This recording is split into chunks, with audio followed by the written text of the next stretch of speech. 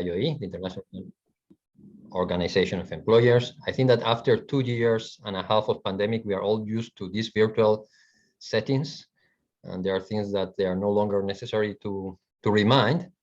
But please be aware that that we are more than willing to have face-to-face interaction among ourselves, and we hope that that's the case in the very short term. Welcome to this joint IOE and BIAC, and I want to thank also BIAC for co-organizing this digital conference with us on a very relevant, important topic, which is how open trade systems can adapt to the new sustainability expectations. But this is linked to something bigger, which is the business alliance that we launched already some months ago, to be more concrete, already 3 months ago, 3.5 months ago. For those of you who do not know what the IOE is, we are the International Organization of Employers. We are always proud to say that we have business employers organizations in 150 countries. The more important thing is not just the number of companies that we represent, which goes beyond 50 million companies, is also the fact that we count with independence and also representative employees organizations which have an influence on policy. And that's the reason why we are here. We are not alone, and we want also to thank especially, first of all, to the WTO, and we have Angela Ellard, Deputy Director General of WTO. She's with us for the second time. Also, we have to say also, we have to express thanking words also to the DG of WTO. She joined us also in our General Council and started this path also to bringing together other business organizations. And that I also want to thank the other employers and business organizations globally that are also joining us in this effort. Of course, we have the B20 co-chair on trade and investment, Mr. Joseph Daou, or I think that's. We also have the ICC, and we have Crispin Conrad, permanent observer of ICC here in Geneva, and thank you for joining us.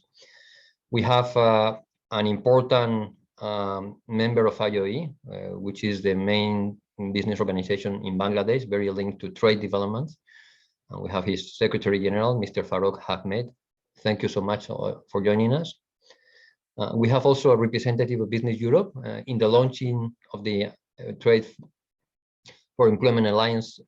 We had already counted also with Business Europe at its highest level, and now we have Luisa Santo, who is the Deputy Director General, and also we have Mr. Kiyotaka Morita, Deputy Director of Kendaren. I don't want also to forget Peter Robinson, who is our President of USCIB, who also has kindly accepted also to join us. Is of course a very important member of IOE, but also he's following both discussions on employment, discussions on trade, and he has also been very helpful in this initiative. So 3 months ago we launched the initiative, and the initiative is about a strengthened dialogue between business and WTO. This digital conference is a follow-up to the launch of this business coalition. The business coalitions offer not just companies, but also employees organizations coordinated access to WTO discussions. We want to offer a platform to engage on trade developments, but also on trade developments linked to employment and sustainability impacts. Employers organizations are important actors, but not just because of the number of companies that they have behind them, but also because of the role in national reform agendas and also in shaping trade policies in their own countries. And we know that the narrative is not precisely in favor of trade integration right now in many areas of the world. We also have to express our deep concern about the situation right now, about world peace and international law, about values on which the United Nations was built, an international community. They are the same values that the world business community, through many employees organizations, through IOE also, are attached to, respect, and work in a tireless manner to uphold. We are deeply concerned about the catastrophic consequence of a large-scale conflict on world peace, economic and unemployment growth, social welfare, and on the achievements of the SDGs. And we are wanting also to call the attention with the same intensity about the break that scenario generates in investment, but also in trade integration. The counterproductive effects that can be brought by protectionism, by nationalism, by populism, these are harmful trends that jeopardize the achievements of global consensus, global answers to increasingly global challenges, as those arising from climate change, poverty, and many others. We want also to bring much further the importance of highlighting the links between trade and employment. In countries like USA, this represents 10% of the workforce. 10% of the workforce is involved in producing goods and services that are consumed abroad. 20% in other countries like France, 30% in Germany, 40% for a small economy like Ireland, but not just developed economies, also developing economies. Our concern also is that developing countries are not yet sufficiently included in global trade. We are very much aware of the discussions on a special and differentiated treatment in WTO. But also we want to highlight that from 2011 to 2020, the share of LDCs in global exports declined from 0.95% to 0.91%. The COVID pandemic has had severe impact in developing economies and trade, and especially on LDCs. And we are also organizing also the business involvement for the LDC summit next year. Overall, the LDC merchandise exports shrank nearly 12% during the pandemic, and exports from primary commodities such as fuel, mining products have been hit hard with a drop of 41% during this period. At the same time, we should not forget, and I finish with these initial remarks, that in the current scenario, and I want to quote an IPCC recent assessment report, climate change is threatening also human well-being and health in the planet, and we really need to strengthen the interlinkages between trade and environmental and sustainability in the discussions on trade integration in the WTO, but also beyond that. Again, we are now in a very difficult and uncertain scenario, and I know, and we know that we have already been trying also to contribute in many ways, and all the business organizations and employees organizations have been trying to contribute in many ways to the recent developments in WTO. We have the pleasure, and we want to thank again Angela Ellar for being with us. I know that you also have limited time constraints and you will have to leave earlier, but we want to thank you also for joining us and to give us the latest developments in key areas related to trade, employment, and sustainability. With no more emphasis, apart from, again, highlighting that this uncertain situation due to the Ukrainian crisis and the geopolitical situation, we need to do much better also to bring trade as an inclusive tool that can benefit all.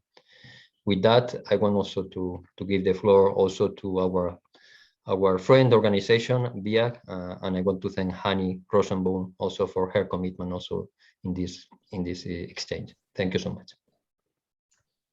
Thank you very much, Roberto, and also on behalf of Business at OECD, good morning, good afternoon, good evening to all.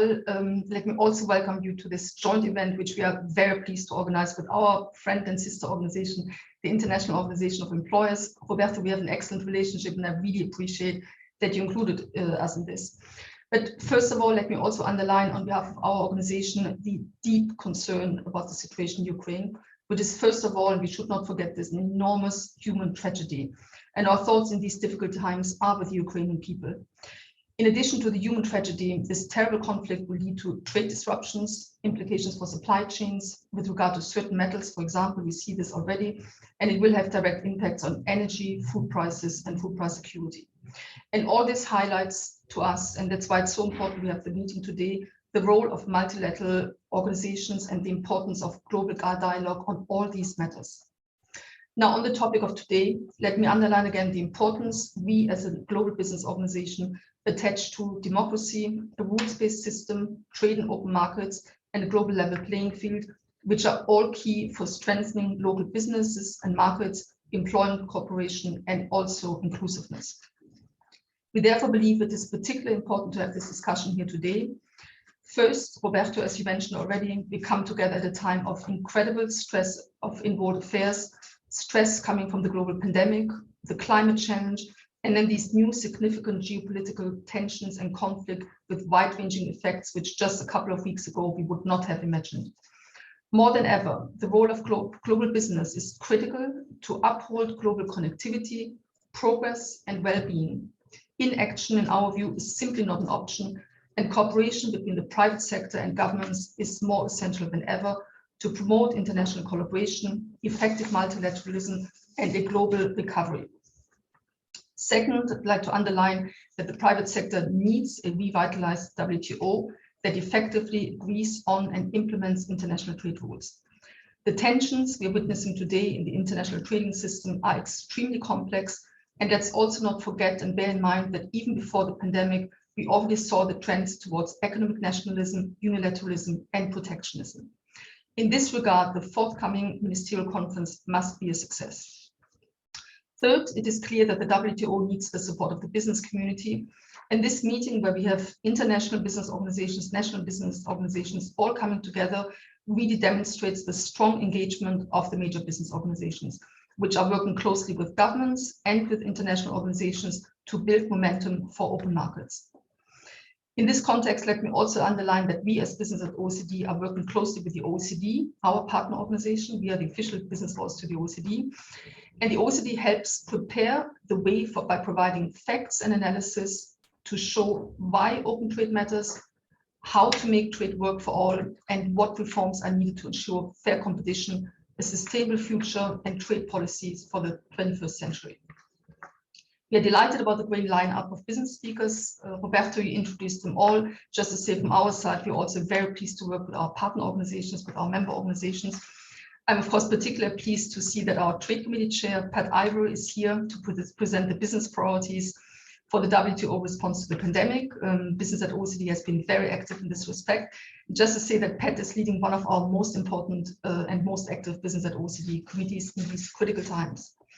Now, before I give the floor to Angela Ehlert, Angela, it's really fantastic to have you here. Let me express again our sincere thanks to you, Roberto, to your team for taking the initiative to build up this coalition, for reaching out to us and other business organizations for this very, very important topic. We count on everybody's active participation today as we prepare for the upcoming ministerial conference and also beyond. So thank you very much again to all of you for joining. And Angela, thank you very much to you for joining, and over to you. Thank you very much. It's a great pleasure to be here today. Thanks to Roberto, to Hani, of course, to the IOE. Thanks not only for having me here today, but for what you're doing in terms of showing the importance of multilateralism during, as you rightly put it, are very troubled times for a whole variety of reasons. The coalition that you've launched in focusing on trade, employment, sustainable enterprise is founded on multilateralism and a rules-based trading system. And that is obviously now more important than ever.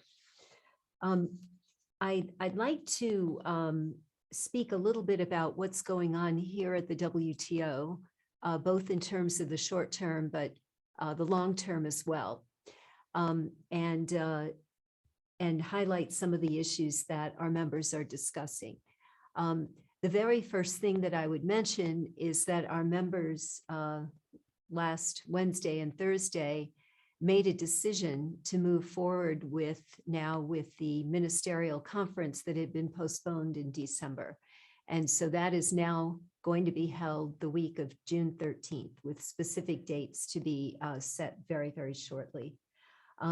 This is, I think, a great development that our members reached consensus on a date. As you know, we had been proceeding quite well in terms of our internal work, our negotiations among the members for the ministerial in December until the Omicron variant struck, and that unfortunately forced us to postpone.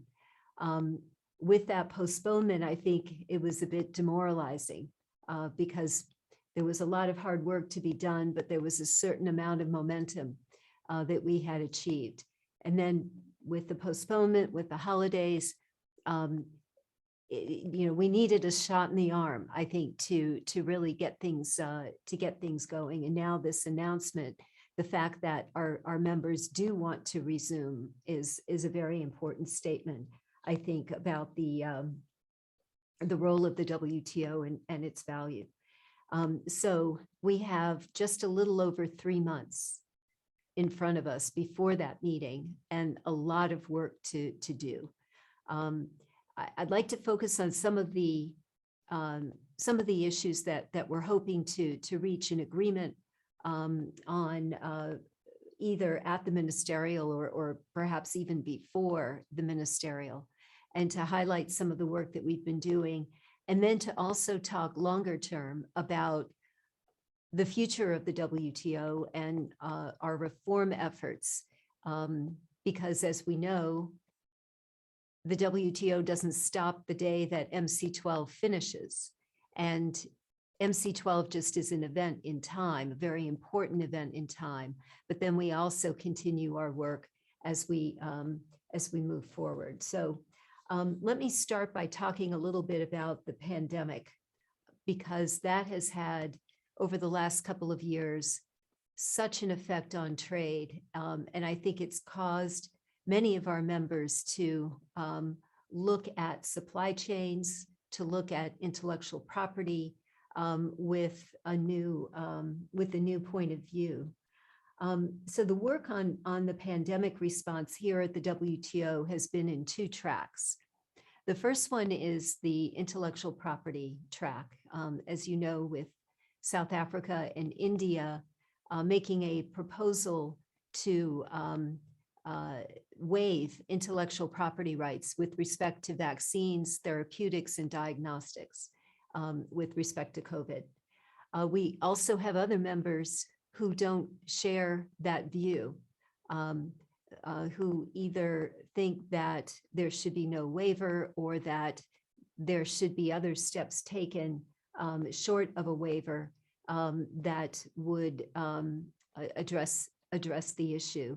And many of those members say that the real focus should be on the practical side of getting manufacturing, distribution, and ultimately vaccinations to areas of the world where it's so very limited. So the role of intellectual property is a hot debate right now in terms of the practicalities of vaccination, but also the question as to whether intellectual property is or is not consistent with the idea of access to therapeutics, diagnostics, vaccines, et cetera.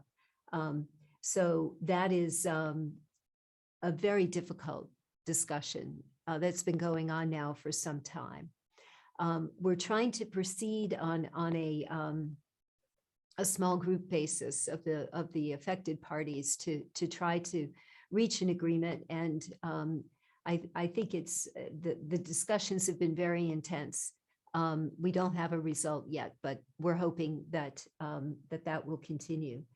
And then we have the second front when it comes to the pandemic, and that's the more trade-related, directly trade-related front, the question of supply chains, the question of steps that governments take either to liberalize trade or to restrict trade, and what kind of impact that has on the supply chain for making vaccines available. The reality is that we have a profound vaccine inequity. Although in Africa, for example, the vaccination rate has increased, it's still at most 13% on average, which is very, very low. As our Director General often says, it's become trite, really, almost to say that no one is safe until everyone is safe. Everyone keeps saying that to such a point where we don't think about what those words mean. But the reality is that, and we saw this with Omicron, even societies that had high vaccination rates have been affected because there is such a disruption in the health circumstances and in the trade circumstances. So that is something we cannot ignore. So we've been trying to do work within the Secretariat to identify best practices when it comes to manufacturing and responding to the pandemic. So looking at issues like transparency, communication, making sure that the private sector and governments are talking to each other, that the private sector is talking to each other, that governments are also communicating. Addressing or looking at questions of export constraints, export restraints, and what kind of effect they are having, as well as issues like regulatory coherence, and bringing to decision makers information that they may not have had about the inputs, for example, that are necessary to make vaccines, so that decision makers can decide how they want to handle trade in those products. So we've prepared here in the Secretariat a list of trade-related bottlenecks, trade facilitating measures, an indicative list of the inputs, as well as a report on vaccine production and tariffs on vaccine inputs. And we've gotten very good feedback quite broadly about the impact that this has had. So we're hoping that although the parties are still far apart on the IP side, and then on the trade-related type measures, that this is something where we can bring the parties together before the ministerial, if at all possible, because of the continued urgency of this situation. The next topic that I'd like to talk about is fishery subsidies. And I realize that a lot in the business community aren't really specifically interested in fishery subsidies as a discipline. But I think at the same time recognize systemically what its importance is. The question of fishery subsidies, it's a negotiation that the WTO, both our administration and the Secretariat and our members have been engaged in now for more than 20 years. It's an urgent issue for our oceans, where now almost half of our fish species are in some significant degree of risk and of unsustainability. It's also an important economic question, of course, and a humanitarian question, because so many people depend on fishing for their livelihoods and as a source of protein. So these are things that are of very intense interest to our members. Members have made tremendous progress, but we need to do more. And we're hoping now, with the date set for the ministerial, that we can continue working. We also have issues relating to WTO reform. Now, these aren't necessarily going to be resolved at MC12, but the idea is to set a path, to have a sense among the members about what's important to examine as reform. Of course, different WTO members have different ideas about what reform should entail. So that's something where a lot of work has been done in terms of the outcome document that was being prepared back in December, and now trying to move forward on that and to set a path for the future. And of course, an important element of this is dispute settlement.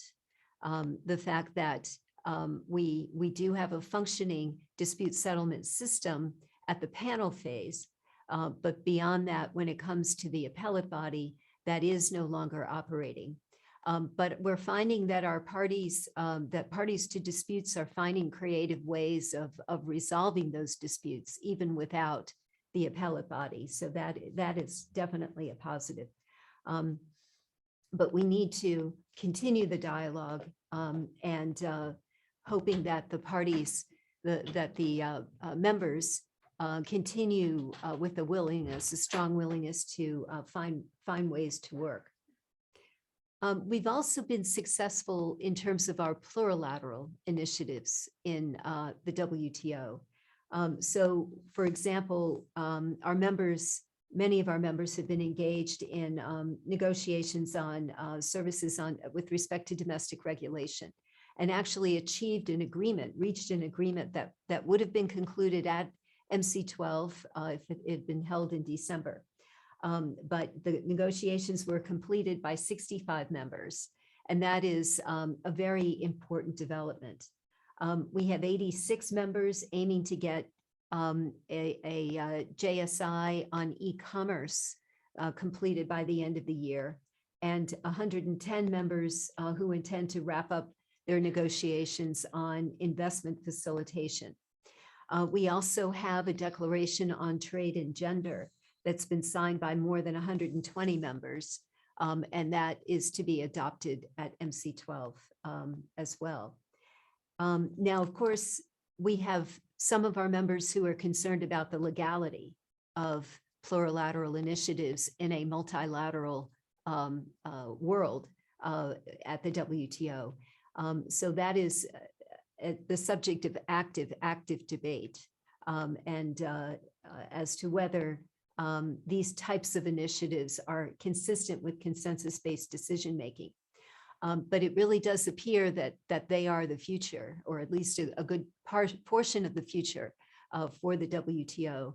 And of course, we hope that those agreements will be multilateralized in their time as members decide. There are lots of issues for possible future agenda as well, things that we are actively working on now. So climate change, obviously one of the huge challenges of our time. Trade is an important part of that debate, and an important part of the policy choices that governments have to make part of the tools. So we're doing a lot of work within the WTO on issues related to sustainability more broadly.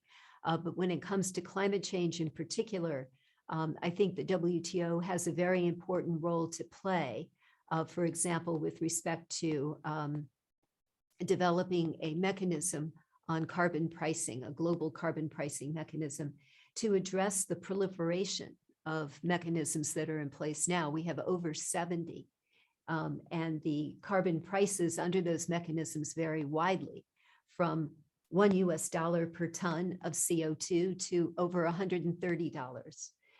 The WTO is unique in that we've got most nations of the world at the table as members, and certainly if not as members, as parties seeking to join the WTO.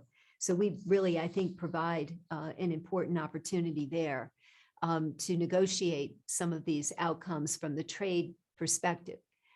I think the worst thing would be to try to resolve an issue like the trade effects of climate through litigation, as opposed to negotiation, where we can have a set of internally consistent rules. We also, just one last issue on industrial subsidies, there is a tremendous amount of interest by many members in having the WTO tackle the issue of industrial subsidies. It means different things to different members, whether it's just industrial, whether we should also look beyond industrial to look at agriculture, questions about whether stimulus policies to help respond to the pandemic, whether those should be considered as well.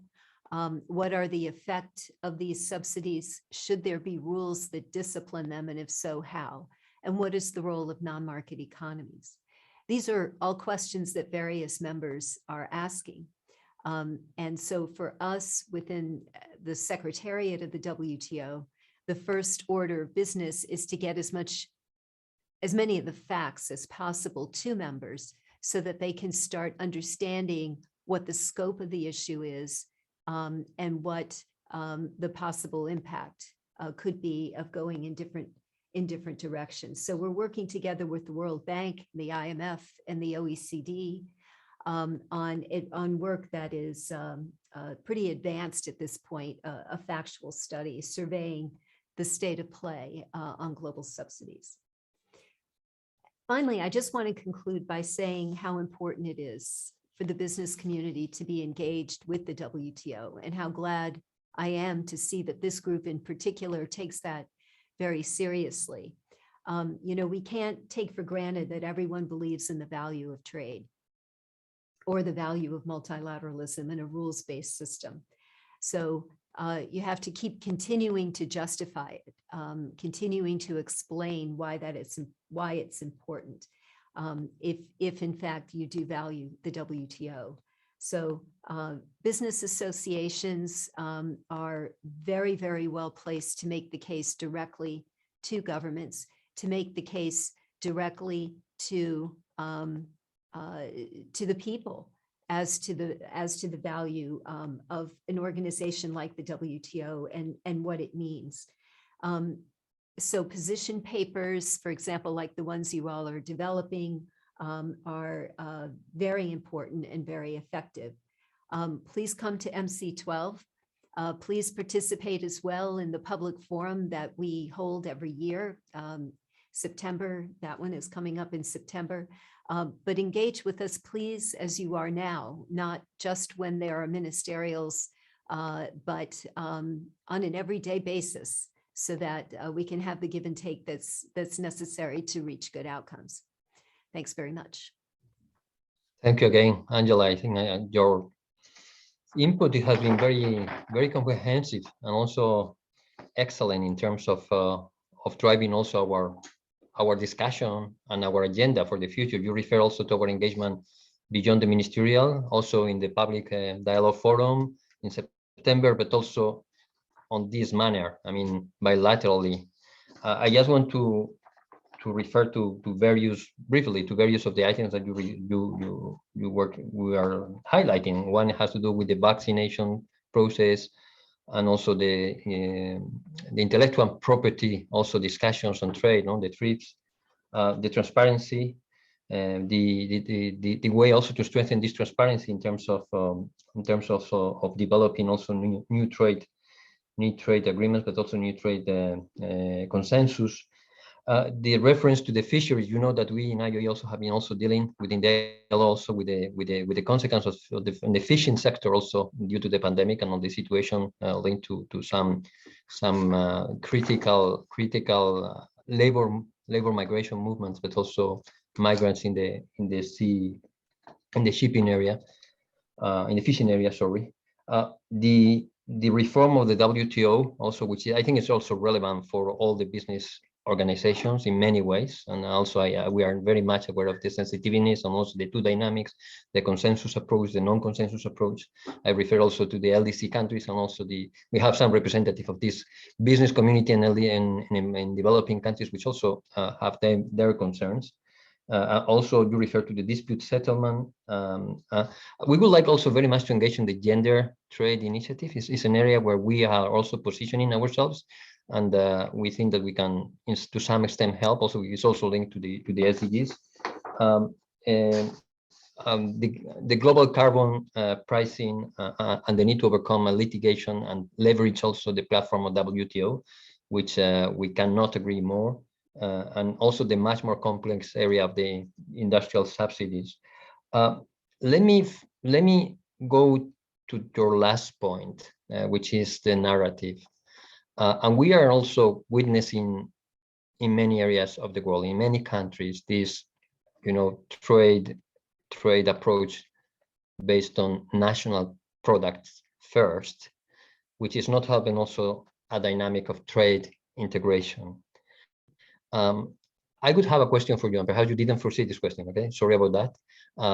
How we can help as business community to counteract, on one side, a legitimate trade approach, okay, but on the other side, very pernicious approach in terms of, not letting anyone behind the benefits of development, the benefits also of trade integration, etc.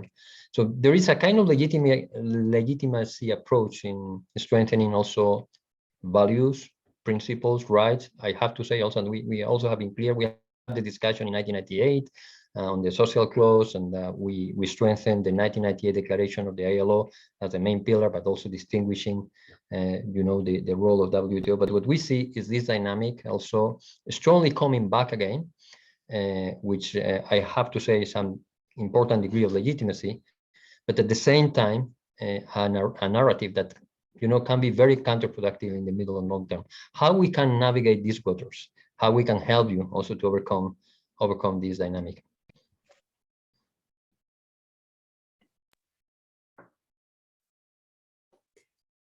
Well, I think that that's really one of the questions of our times when it comes to trade policy, in particular, how to make progress on expanding trade,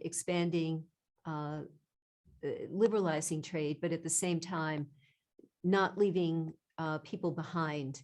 I think that there is some cynicism in a lot of quarters about the value of trade, organizations like the WTO, and generally trade policies of entering into bilateral, regional, multilateral, plurilateral trade agreements as being the corporate interest. And I think that it's clearly more than that. When you look at the WTO, the liberalization, the tariff liberalization of the WTO has saved the average family of 4 in the United States on average about $10,000 a year. That's just the tariff effects. But obviously, the effects of trade have to be examined not just from the perspective of tariffs and as consumers, but also from the perspective of people as workers, as participants in international society. And that starts to get a little bit more difficult when you try to think of how these rules, how the rules of trade operate and what their effects are. So some of the things that we are doing, for example, are designed to address this question of not leaving people behind. For example, our initiatives on gender are designed at focusing on half of the world that in many countries really has been left behind when it comes to trade policy, and making sure that we have best practices, making sure that we make the case to governments why ignoring this huge chunk of the population can have such a negative effect on that chunk of the population, of course, but also on that country's economy as a whole. That taking advantage of the opportunities as we come out of the pandemic now to create jobs and to create better jobs. Our economies have changed in very significant ways because of the pandemic. I'm not talking about the size of the economies, but just the way that they are, in many cases, the way that they are structured. In fact, right after this session, I'm doing a webinar, co-hosting a webinar with the ILO about the recovery from the pandemic from a jobs perspective, with a particular focus on gender. And we have a group of experts who are talking about how we can create decent work and use the recovery from the pandemic as an opportunity to do that. Moving to sustainable, environmentally sustainable trade is another way of making sure people aren't left behind. Yet another way is dealing with digital trade, which in so many ways brings people together like never before. We've certainly seen during the pandemic how many small and medium-sized and micro businesses have been able to survive because of digital trade. So these are all opportunities, I think, because of the uniqueness of our times, that create opportunities to make sure we're not leaving people behind. So thanks for your question, Roberto. Oh, thanks to you, Angela. I now want to give the floor, because we are running out of time, and I know also that you also have to leave, Angela, to Pat. And again, Pat, thank you very much. That's also a special thanking to BIAC. And I also, with the permission of Peter, I will also want to give the floor immediately after Pat, to Crispin from ICC, because also he has to leave, so that we can do both interventions together, and then we go to a kind of exchange among ourselves. So so Pat, you have the floor. Thank you very much, Roberto, and thank you to Hani and you, Roberto, for organising this session, and thank you to Angela for her insightful remarks. We're very pleased to hear that the WTO MC12 ministerial is now rescheduled for the week of the 13th of June, and we look forward to supporting you and contributing to that particular event in June.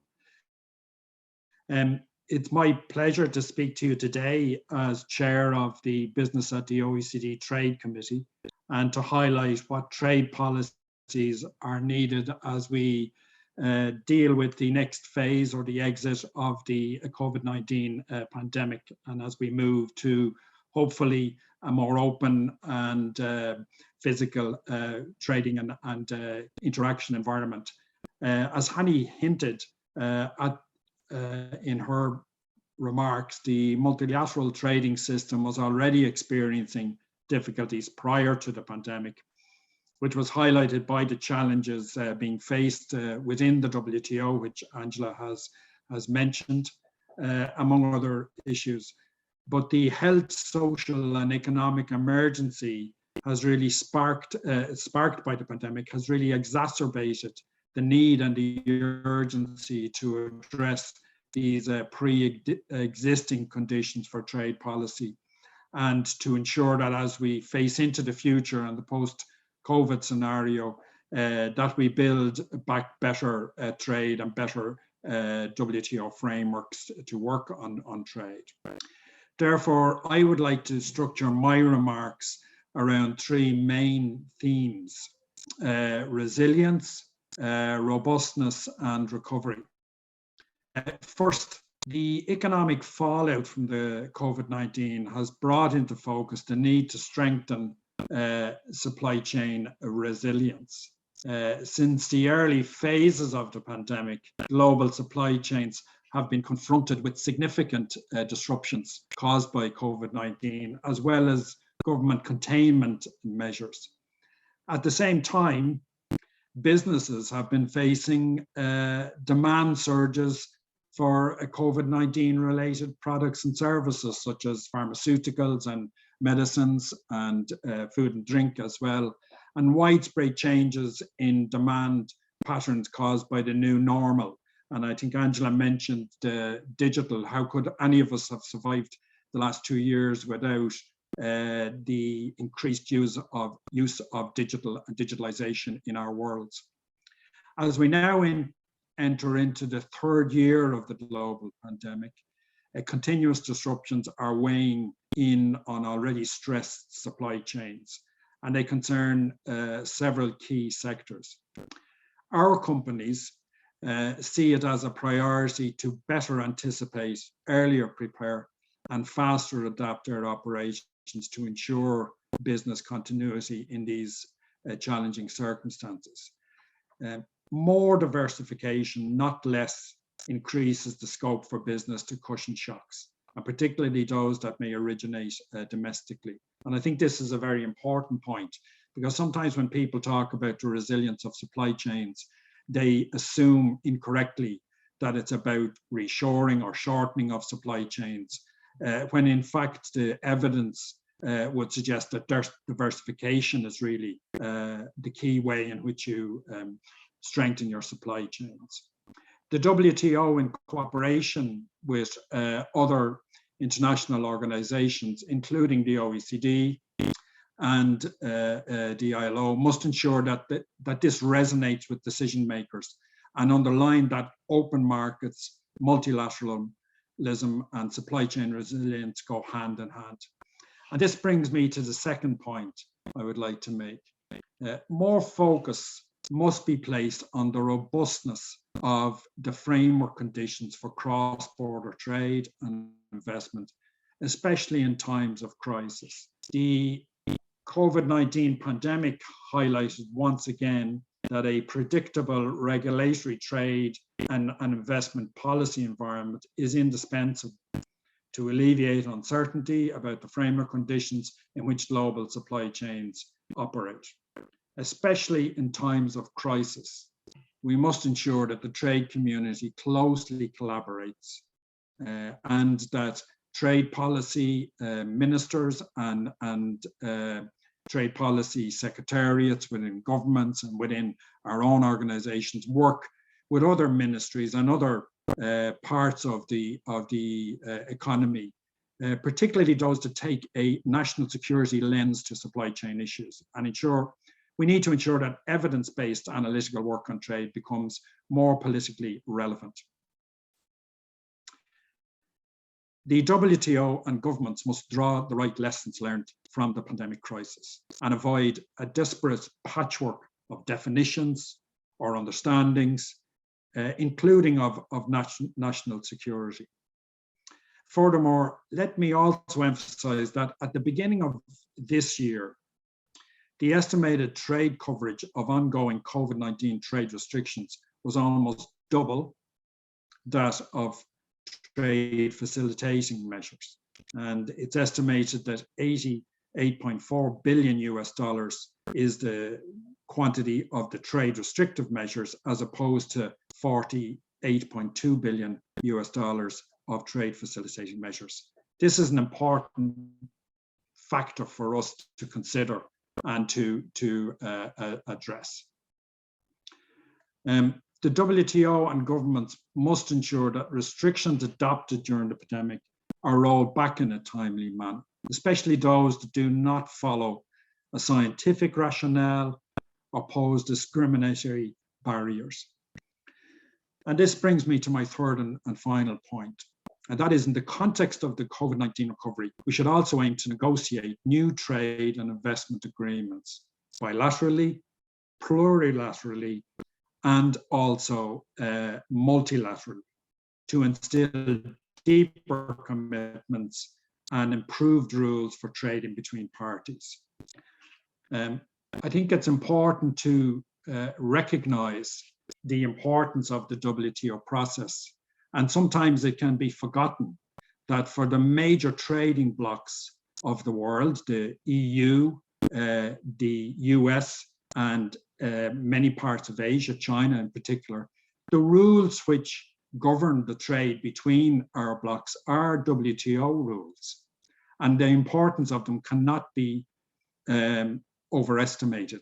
It's really important that we recognize that a vast quantity of trade which take place in the world today is based on WTO rules. As we recover from the pandemic, we need to build strong momentum to specifically boost our economies through building back better trade. And in this regard, business at the OECD has laid out a proactive agenda to build back better trade, which we shared with governments and the OECD leadership in the Q4 of last year.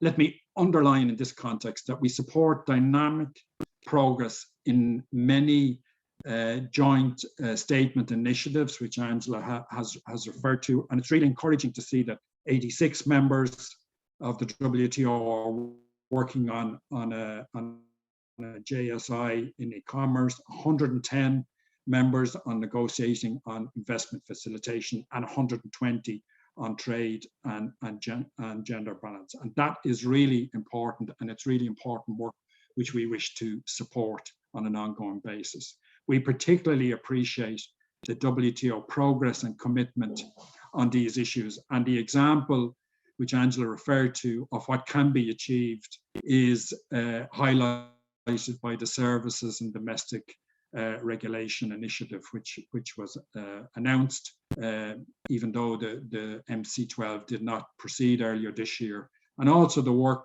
on micro, small and medium-sized enterprises is also important, as well as the e-commerce and the other areas we've mentioned. But more can be done to support the modernization of the multilateral WTO rulebook to better reflect the 21st century realities of businesses operating in global value chains. 5 years after entry into force of the WTO Trade Facilitation Agreement, a review of the effectiveness of its implementation will be timely, we believe. We also feel that working towards a goal of leveling the playing field on the subsidies and countervailing measures agreement urgently requires reforms aligned with the proposal of the trilateral initiative. And to conclude, because I'm conscious that we have limited time, business needs a reliable and trusted multilateral, plurilateral trading system centered on a modernized World Trade Organization that effectively discusses, agrees, implements, and enforces 21st century trade rules. We remain hugely committed to that objective. Thank you so much, Pat. We really look forward to it. Thank you.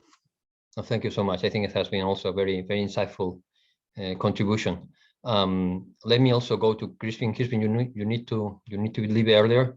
We have identified as a topic, not because you don't deal with others related to trade, obviously, the sustainability environmentally, and the climate change angle, which is an area where ICC is also very, very active.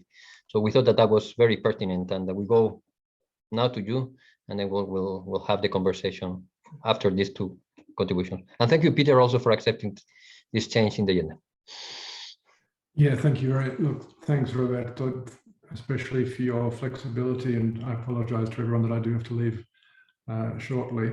But also thank you, Roberto and Hani, for the opportunity to join you today and to make some remarks on trends in the trade and environment agenda post COP26, specifically in the context of the discussions taking place in the WTO, in the multi-stakeholder structured discussions on trade and environment. Many ways of pronouncing the acronym, but I'll use TESID. Also, before I start, let me reiterate the points that you've made, and Hani as well, also as Elad, regarding the situation in Ukraine, which I know we're all feeling very, very concerned and worried about. Let me start by saying that ICC has identified the need to develop greater synergies between the international trade and environment agendas as a priority in our sustainability strategy and in our WTO reform strategy. There are two main drivers behind this: our interest in reducing the likelihood of trade disputes relating to environmental and sustainability issues, and Ms. Elad referred to that in the context of climate, and our belief that greater synergy between the agendas will enable better sustainability outcomes. We released late last year a paper outlining business priorities for the WTO reform, and I'd be very happy to share this with participants. And Pat, many of the issues that you raised in your comments resonated very strongly with our views as well, which is natural, I'm sure. ICC, within its network of 45 million companies in over 130 countries, and as the official UNFCCC focal point for business and industry, played a central role at the recent UN Climate Change Conference, COP26, by bringing the voice of the real economy to those negotiations, most importantly on Article 6 of the Paris Agreement. And we see the Glasgow Agreement as a very important step, which sets the foundation to keep the Paris Agreement goal of limiting global warming to 1.5 degrees Celsius within reach. COP26 certainly produced some impressive commitments and pledges, and it was pleasing to see that the level of private sector engagement and contribution was really significant. However, while the fundamental rules are now agreed, the details to make them function for the real economy have still to be defined. And ICC and other business organizations are calling on governments to work closely with the private sector to ensure the new mechanisms are implemented successfully and can deliver real and additional benefits for climate and for society. Let me now turn to action within the WTO this coming year in the lead up to MC12 and beyond. And I hope this will complement Deputy Director General Allard's remarks. By way of background, it's worth remembering that sustainable development and protection and preservation of the environment are fundamental goals of the WTO. Indeed, they are enshrined in the Marrakesh Agreement, which established the WTO. And these goals are meant to complement the WTO's main objective to reduce trade barriers and eliminate discriminatory treatment in international trade relations. In recognition of the need to develop greater synergies between trade and the environment agendas that I mentioned in my introduction, and to break down institutional silos, in 2018, a group of WTO members began working informally to identify how environmental and sustainability issues could be better integrated into the WTO's work program. And ICC was an observer to those discussions. A broader group of members led by Costa Rica and Canada then decided in late 2020 to launch structured discussions, including stakeholders, to ensure better integration of environmental and sustainability issues within the WTO. The structured discussions, or TESID, as I mentioned earlier, initiative was launched in December 2020 with ICC participating in the high-level panel. Meetings of the multi-stakeholder group took place during 2021 with ICC as one of the main business stakeholders. Now, late last year, TESID ministers issued a ministerial statement on trade and environmental sustainability, and that's including around 50 members of WTO's 164, I think it is, unless I'm wrong, members. This was particularly significant given the postponement of the ministerial, that the declaration went ahead in any case. The statement highlighted the importance of environmental sustainability as a central issue for the WTO agenda.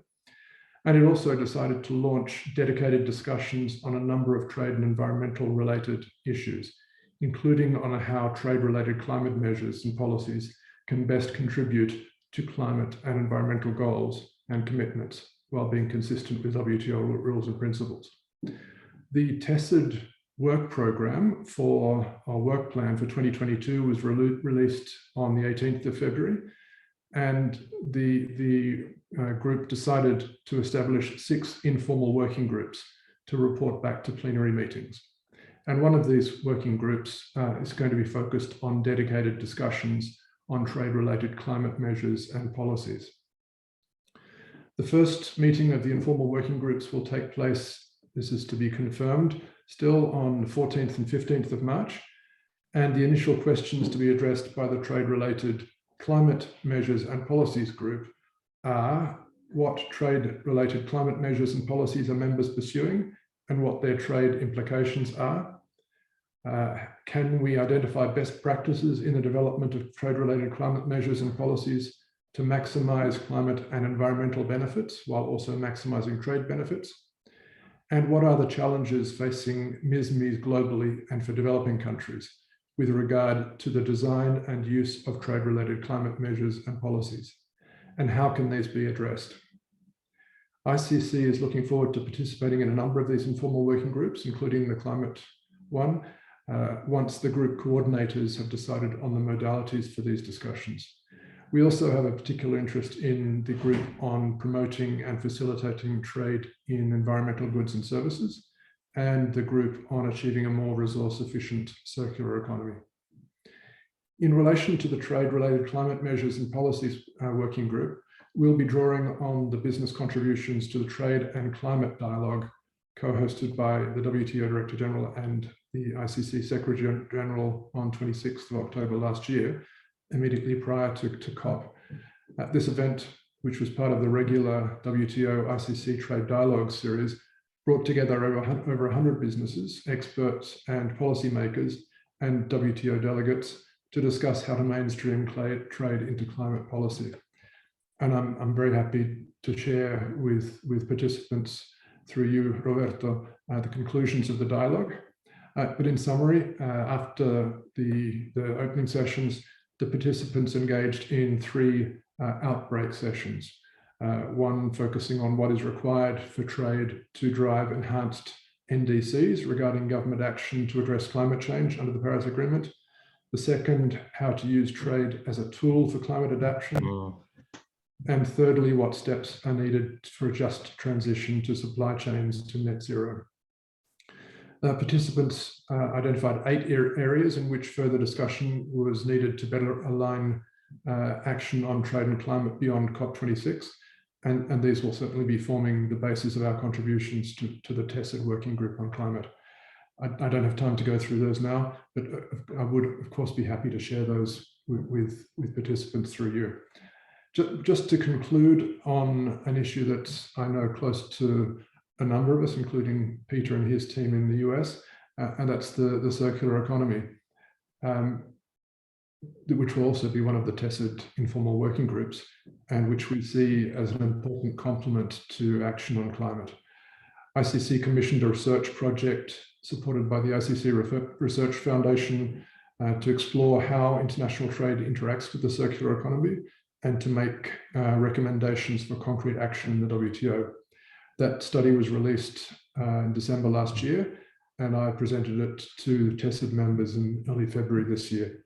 And once again, I'd be very happy to share that report and the recommendations and talk through what we're hoping to do in the TESID context with participants offline.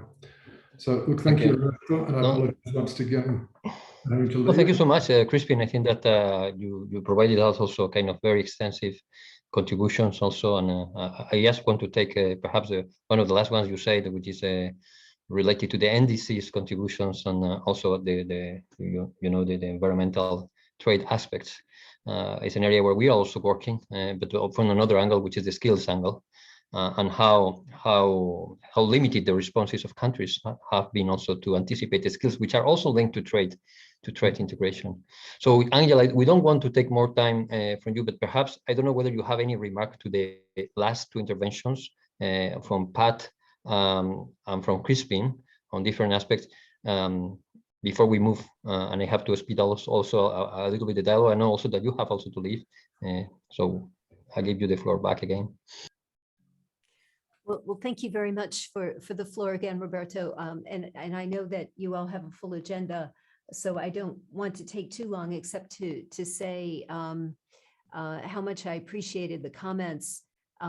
Pat, your comments about the role of resilience, robustness, and recovery are just very well expressed, I think. And I like the way you tied each of those elements into the work that the WTO is doing. But also with a healthy dose of advice for us on how we can do better and how we can better serve our members. You know, the WTO, as you know, is the members. That's so when we talk about the WTO doing something, we really need to bring that consensus from the members to tackle particular policy areas. So we appreciate that. Crispin, good to see you, and thanks for your observations on environmental issues and a lot of the work that we've been doing here on the circular economy, on plastics, and as well with respect to the data collection that we do here. And I appreciate that the work that you outlined that's being done by the business community is really, you know, putting your money where your mouth is when it comes to making decisions yourselves and showing leadership. So thank you very much for that. Thank you, Angela. I would like now, Peter, again, thank you double for also accepting changing the order. And the question for Peter is WTO reform. Okay, how do you see, this reform going forward, and how we can also contribute also to have a kind of not losing the consensus approach, but also trying to move things to some extent, also trying to make much more operational the way forward. Peter, the floor is yours. Well, thanks very much, Roberto, and greetings to everyone. Listen, I think my concerns and comments would reflect those already made. We see three key areas of reform that are needed, having to do with negotiation, monitoring, and dispute settlement. All three seem to be in crisis. All three need attention and redesign and reconfiguration or reimagination to be fit for purpose. In terms of the negotiations, I'd say that I just want to reflect Angela's comments on the progress made so far with plurilaterals. We really should push forward towards explicit recognition and accommodation for open, transparent, and inclusive plurilateral agreements to make it easier to negotiate new agreements to respond to important trade developments. So this would allow WTO members who want to move forward on such issues to do so, and would stop those who do not from blocking progress. So I think member states should also explore the mechanisms that would allow for these plurilateral agreements to eventually become multilateralized and included in WTO rules. So just wanted to reflect the pleasure to see the progress, as Angela mentioned, in areas like domestic regulation of services and e-commerce. So that's good momentum going forward. And I mentioned that a boost to this effort is a recent bill in the United States just proposed this week by Senators Rob Portman, Republican of Ohio, and Chris Coons, Democrat of Delaware, that would give the U.S. authority to negotiate sector-specific closed plurilateral negotiation deals that apply only to those countries signed up to them at the WTO. And the intention of this so-called Trading Systems Preservation Act would be to help reinvigorate the WTO by pushing for agreements that aren't required to be observed on a most favored nation basis. And then in the area of monitoring, I think what we need is an improved system for monitoring members' policies and practices through the use of technology and real-time assessments, records, and reports. Members should develop and use a framework that creates greater incentives for compliance with notification obligations, and the Secretariat should be empowered to independently monitor changes without relying exclusively on notifications. And finally, developing countries should be provided financial and technical assistance where required to boost their capacity to comply with notification obligations. And then thirdly, in the area of dispute settlement, the global business community needs a permanent solution that allows disputes to be resolved with finality, predictability, and certainty in a commercially relevant time frame, and that restores the full operation of the appellate body while stemming judicial overreach. So there have been numerous papers and approaches laid out by W experts and working groups that are well thought out and worthy of consideration with respect to appellate body reform. But perhaps we could draw from the learnings of the private sector to help apply quality control processes that can be deployed to eliminate defects and improve processes of the appellate body. One of the better known examples in the corporate community is a technique for process improvement called Six Sigma. So perhaps starting with the Walker principles, perhaps a Six Sigma structured approach could help improve the capability and processes of the WTO appellate body. So I just wanted to add my voice also to those who've already spoken about the importance to have the voice of business among other legitimate stakeholders at the WTO table. We certainly welcome initiatives such as the WTO Public Forum, but as Angela mentioned, we need to be sitting at the table on a regular, ongoing basis. And so we very much welcome this business coalition dialogue today. Thanks. Thank you very much, Peter. And also I'll link also this last point, which is a kind of institutionalized the dialogue also with WTO. I think that the approach also of Angela is very constructive, and I would say also of Dr. Gnozzi, and we'll keep also this track. So I want to go quicker, and I know that some of you and especially those in Asia are also patiently also listening in late night hours. So let's go to the more sustainability angle. And Farokh, you have been dealing on a daily manner trade implications link also to workers' rights, social protection systems, but also link also to environmental, and Bangladesh is also a country very much exposed to climate change. So give us your views on how you see the developments and the way forward from a local employer community that you represent in Bangladesh. Thank you, Roberto. Esteemed panelists, participants, ladies and gentlemen, a very good morning, afternoon, and good evening from Bangladesh. At the outset, I would like to express my sincere thanks to IUE and BIAC for organizing such an important event. Multilateral trading system got an exemplary shift in the entire process after the creation of WTO in 1995. Global trade experts and major industrial hubs felt the necessity to develop a system of merchandising involving multifaceted segments producing goods, services, investment, and also intellectual property rights, including dispute settlements under one governing umbrella to meet the rational expectations of the people of the developed, developing, and least developed countries, with the objective of reducing economic, social, and political disparities amongst the nation. To facilitate trade and make it sustainable and inclusive, one cannot overemphasize the role of WTO.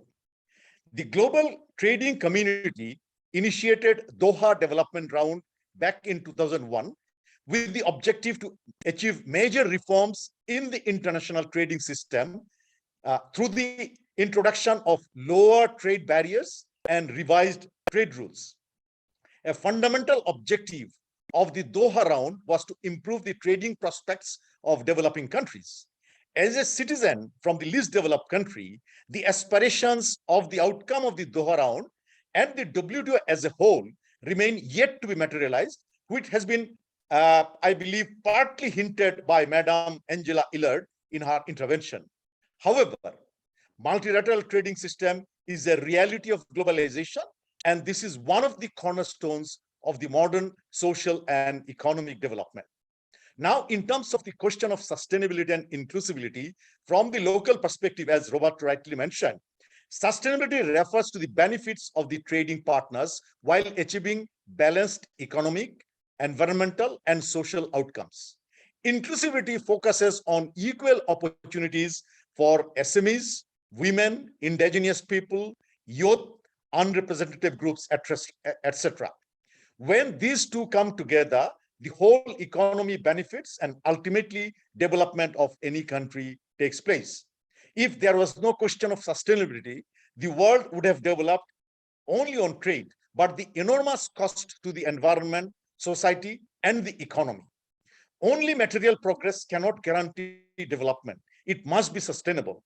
And also the benefits needs to apply to all segments and community. People in the informal sectors have felt the heat of inequality more than people in the formal sector, particularly during this current ongoing pandemic. We cannot let this disparity stretch any further. To strengthen sustainability and inclusivity, the first job would be to disseminate knowledge and raise awareness. There are still too many who do not know how their businesses are affecting the environment. The same goes to inclusivity also. We may speak of leaving no one behind, but unless our actions are reflected on the ground, genuine change will not come. In short, spread knowledge, educate, and set examples. Highlight the gains achieved, train yourself and train others, and repeat the same process should be the course of action to strengthen sustainability and inclusivity. Whether it is the government, businesses, or employers, workers, or any member across the supply chain, we must make all conscious of their responsibilities so that they proactively engage in such practices. While advancing multilateralism in a sustainable and inclusive manner, businesses should pave the way for greater growth and development. That is why the Business Coalition for Trade, Employment, and Sustainable Development was formed at the initiative of IUE in December 2021. I must appreciate for this noble initiative. It works to strengthen the efforts of the employers and business members organization to engage in the WTO reform process, build the capacity of the EBMOs, engage ideas and knowledge regarding trade, and facilitate communication between the WTO and the businesses. This was simply a timely move, no doubt. I would like to touch upon something about the COVID-19 and its impact. COVID-19 has been a colossal blow for the global trade. The pandemic has undone years of hard work in eradicating poverty. People have lost their jobs and incomes. Many have had to settle for lower paying jobs. It is understandable that a full recovery will take time. Therefore, during the entire recovery process, we must stand together and show resilience. Whether we are a part of the business community, workers, employers, government, WTO, or similar bodies, we must weather this storm together. This is a unique period that calls for a special approach, that we must be sensitive and understanding the whole thing. Ensuring sustainability and inclusivity in the trade will help us to get back onto our development path. Let us commit ourselves and show the world that developing business can happen with improved sustainability and inclusivity, and gradually step forward towards a knowledge-based society, ensuring equal rights and genuine progress. Thank you, Roberto. Thank you, Farouk, for your committed words. I know that we have 15 minutes left, and I have Luisa also waiting for. I know that you also have to leave on time. Luisa, Business Europe is a big player also in the trade agenda, and also you have been very much involved in all the WTO discussions. So our theme is again has to do with pandemic and post-pandemic, and how do you see the scenario? How do you see the scenario of trade integration and trade efficiency from a European perspective? Thank you again for being with us. Thanks a lot, Roberto, and thanks for the invitation. It feels a bit strange today to talk about the WTO, frankly, because we are really on crisis mode here in Europe. Very much trying to grasp all the problems that we are facing. Of course, the humanitarian situation in Ukraine is very worrying and is devastating us. But we are also trying to cope with all the measures that the EU is imposing on its companies. So it's really a crisis mode situation with a lot of problems and a lot of emergencies that we are dealing. So in one way, it's welcoming to talk about WTO because we are only talking these days about Russia and Ukraine. For the last week, this is what we've been talking. And Pat knows, because we just had yesterday a meeting on that. So on the WTO, and I think the WTO is more needed than ever. I'm not going to repeat what others have said before. If there is one thing that the pandemic has shown, and also what the crisis now with the war in Ukraine is showing us in everyday life, is that we need multilateral trade, we need multilateral rules, we need multilateral institutions that work. This is extremely important. This is what allows us to live together and to prosper together. And this is also what will allow us to overcome these two crises. Because for now in Europe, the Ukrainian war has surpassed even the COVID crisis. We are in a completely different mode at the moment. So what do we want from the WTO? And then I think, what can we do for the WTO? That's very important. I mean, what do we want?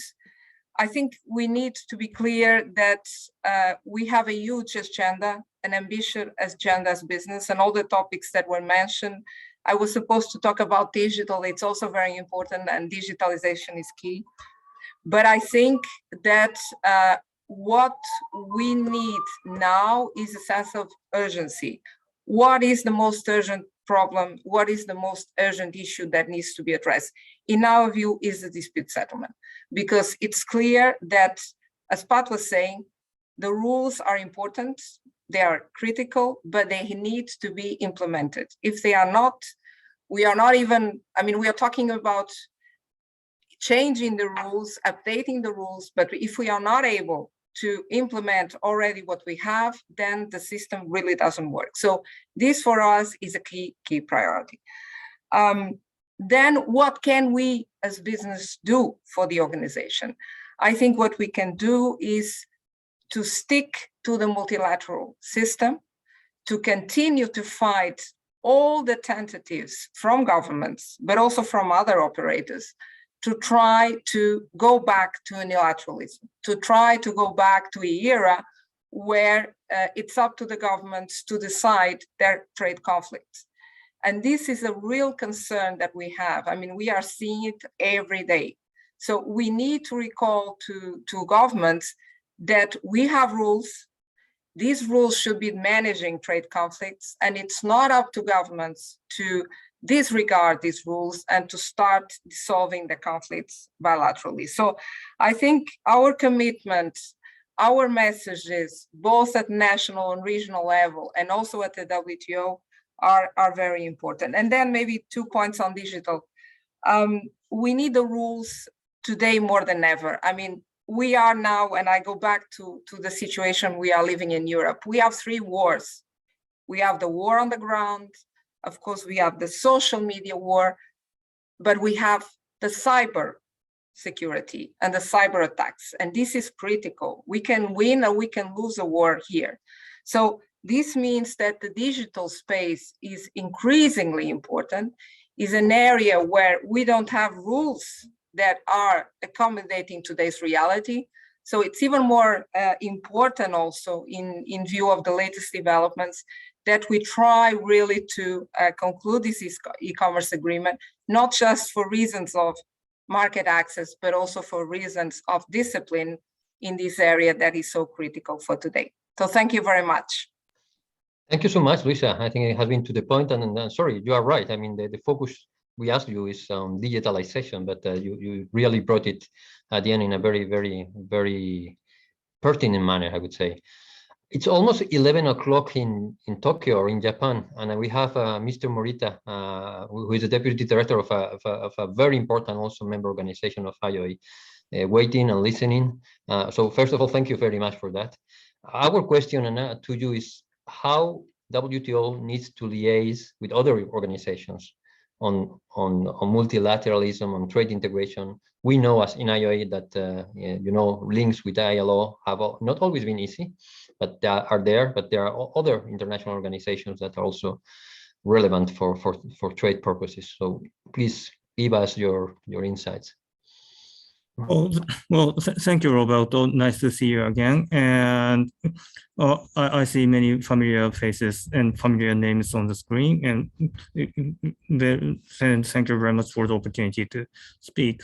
So today, let me talk about WTO's collaborations with other organizations from the viewpoint of trade and environment and trade and labor. So firstly, on trade and environment. Many WTO members, including Japan, EU, and the United States, are now working towards realizing carbon neutrality by 2050. And in doing so, it is very important that we catalyze innovation towards clean energy transition. And talking about the clean energy transition, today, let me talk about the clean energy transition, focusing on hydrogen as an example. Japanese companies are now carrying out an experimental project with Australian companies of producing hydrogen utilizing brown coal. And CO2 emissions throughout the hydrogen production is eliminated by CCUS. The hydrogen is expected to be exported and thereby forming a global supply chain of clean energy. And in terms of trade, it is important that hydrogen produced utilizing brown coal and using CCS, so-called blue hydrogen, is not discriminated against hydrogen produced utilizing renewable energy, so-called green hydrogen. Under the WTO rule, like products are treated equally regardless of their production methods. And since every hydrogen product has the same HS code, therefore it should be treated equally under the WTO.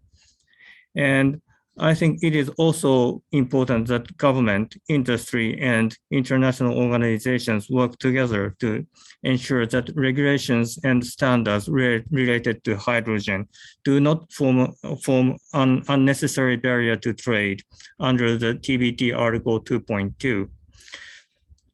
And in this context, IEA report on future of hydrogen points out that trade will benefit from common international standards for tracing the environmental impacts of different hydrogen supplies, such as blue hydrogen and green hydrogen. So I think WTO and IEA should collaborate and start discussions on standard setting issues. And next on trade and labor, while hydrogen contributes to clean energy transitions, jobs related to hydrogen are not necessarily decent. I think it is of utmost importance that occupational health and safety, OSH, is guaranteed through the supply chains from production, transportation, storage, and utilization of hydrogen. And it is anticipated that WTO and ILO collaborate from the viewpoint of trade and labor so as to secure green trade and decent work. So thank you very much. Thank you to you. I think that also you have been very, very focused. The last element, which is health and safety. I mean, you know that we are discussing that at the ILO in the framework of the fundamental principle and right, and it's going to be also a kind of relevant and pertinent discussion. And we are also having a very important discussion on supply chains. So let me go back to Hani, perhaps, for concluding remarks. But beyond that, I want also to thank all the participants. I think that we have a very, very engaged and active participation. And I know that there were some questions that I cannot take now because I want to finish on time. But beyond also the exchange that we have now, what we are going to identify is like a kind of takeaway actions in which we all together, I mean, minimize all together, the main business organizations can act jointly. And that will be the way forward. Also, as Angela said, it's not just the ministerial, it's not that just the public forum, some kind of, joint action could be very relevant in terms of communication, in terms of also policy positions. So let's work on this basis if you agree. Thank you very much to all the panelists, Peter, Mr. Morita, Pat, Luisa, and Farok, also for being with us, and of course Angela and Crispin who left already. Hani, the floor is yours. Yeah, thank you very much, Roberto. And let me reiterate the thanks to all the participants in this really excellent comprehensive dialogue that we had this afternoon. I think just like to summarize in 1 minute, I mean, what it has shown is that multilateral cooperation is more important than ever, that we need the WTO and other international organizations like the OECD, ILO, and others more than ever. It has also shown that trade matters for everything. I mean, we've seen the interlinkages, trade and climate change, employment, environment, skills, digital. That's also why it's really fantastic that all these different business organizations came together and, we put our minds together. And last but not least, I mean, Roberto, I would really like to congratulate you on forming this coalition. I think it's an open coalition, it's a loose coalition. I think that's really what we need in the current context where the trade discussions are more important than ever. And it was like really enlightening to hear from WTO that they also want our input along the year, not just for the ministerial meetings, but they are looking to business to provide active input to these important discussions. So thanks again to everybody. It was a really great dialogue and hopefully a dialogue to be continued. Good afternoon and good evening to all of you. Good morning for those who are waking up. Thank you. Thank you all. Thank you, Roberto. Thank you very much, everybody. Bye-bye.